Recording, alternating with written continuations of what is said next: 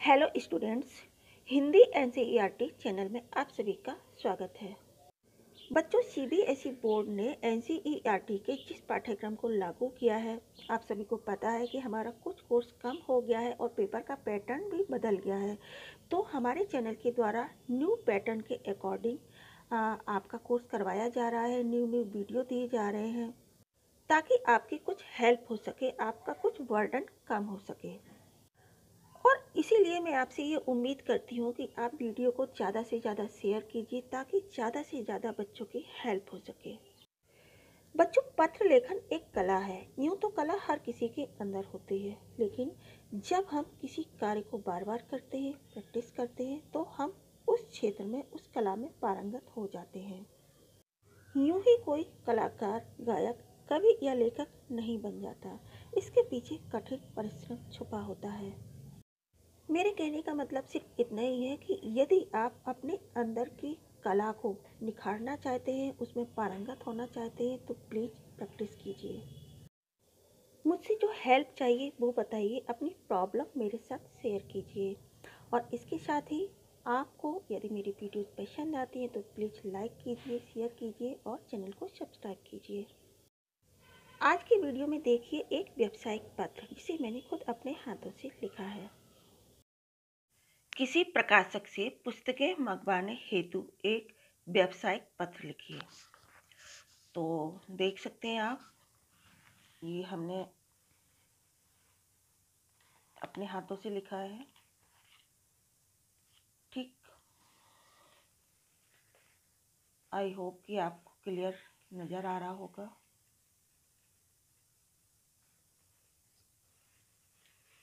Same इसी तरह से आपको लिखना है। ओके, तो अब मैं इसे पढ़ के सुनाऊंगी।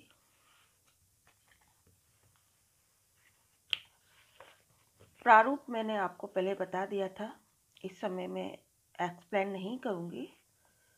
ठीक है। परीक्षा भवन, दिल्ली, दिनांक 18/11/20, या फिर आने वाली जो भी तारीख है आप लिख सकते हैं। ठीक है।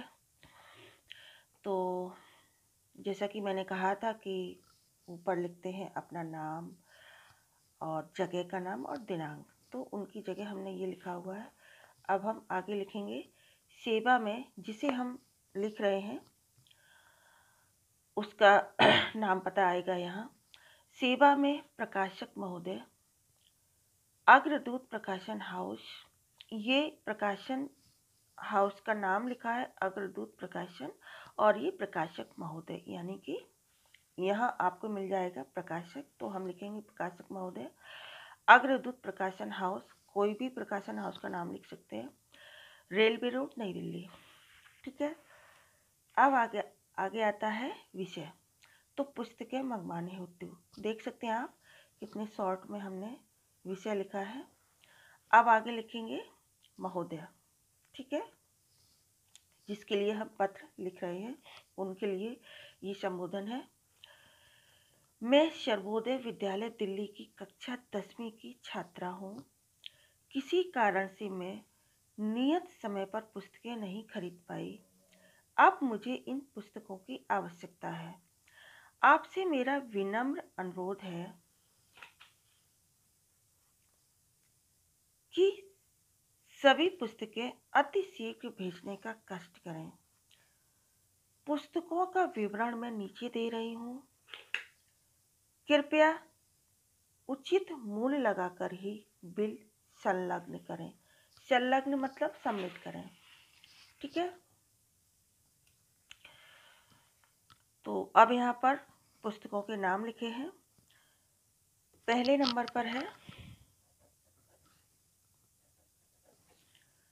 पाठ्य पुस्तक स्पर्श भाग 1 की 2 प्रतियां मंगानी है।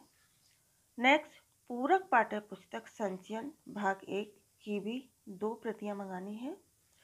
ठीक है। ध्यान रहे कि कोई पुस्तक कटी फटी ना हो। मैं आश्वासन देती हूँ की पुस्तकें प्राप्त होते ही तुरंत उचित भुगतान कर दूंगी। धन्यवाद।